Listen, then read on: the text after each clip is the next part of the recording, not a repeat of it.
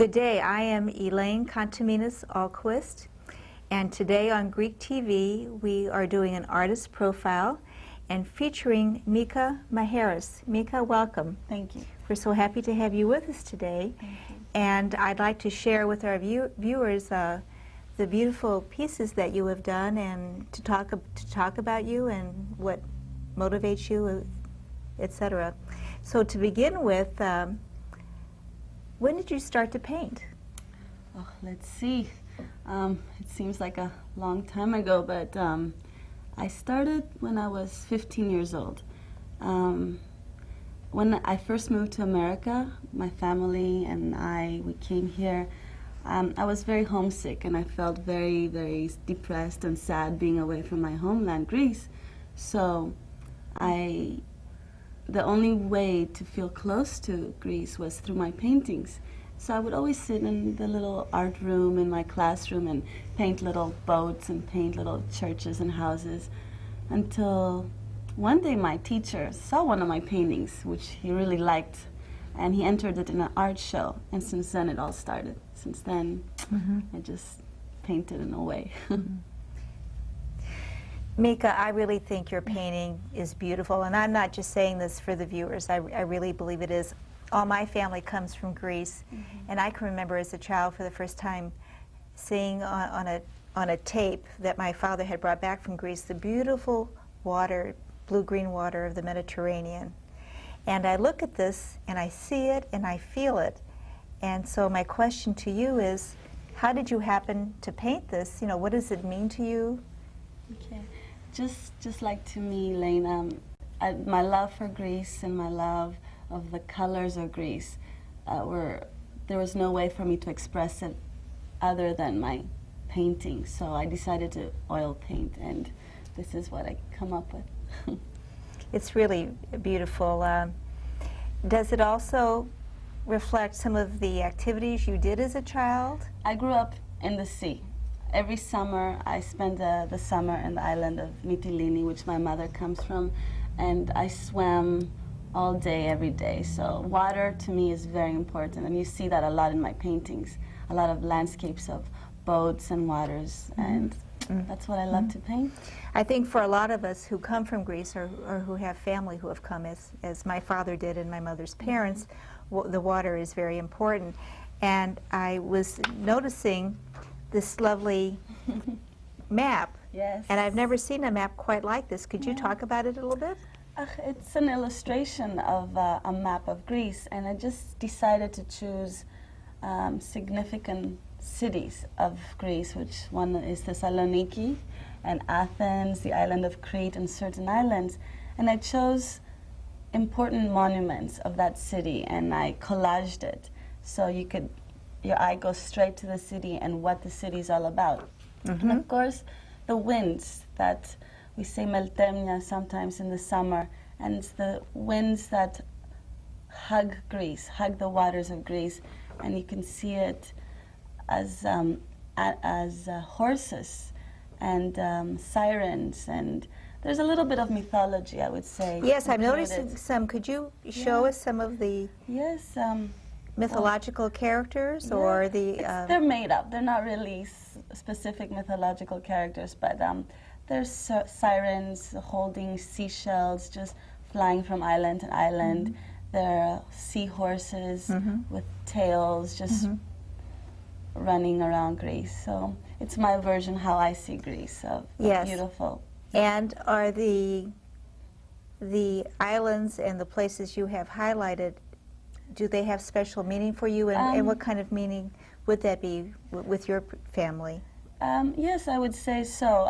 Well, again, Athens is where I grew up. I spent my early childhood years. And then Mytilene, my mother's island, the neighboring islands of Chios and Limnos, and Crete, of course, which I've never been, but I hear it's beautiful. But for me, this is what Greece is all about. It's just beautiful. And speaking of what Greece is about, can you tell us about the man over there who's reflecting, and what is he thinking?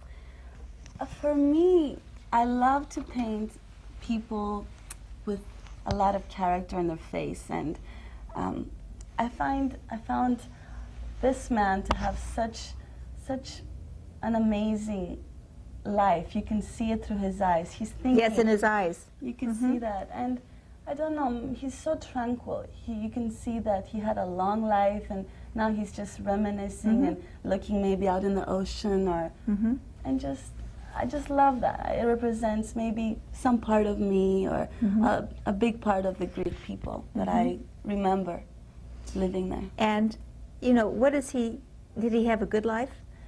What was his life how like? How can you not have a good life when you live in Greece and you're in an island and you're a fisherman? I mean, I would say, I think he did. I mean, he looks like he worked really hard all his life. Maybe he worked being a fisherman, or I don't know what exactly he did.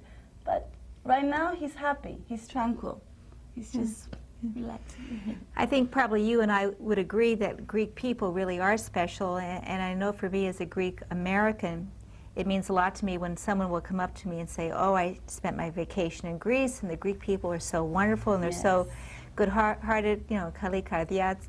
Exactly. And what do the Greek people mean to you? I mean, because I know you express your feelings about them in your work, but how would you talk about the Greek people? I think our culture is, personally, is one of the most beautiful and advanced cultures in history in the world.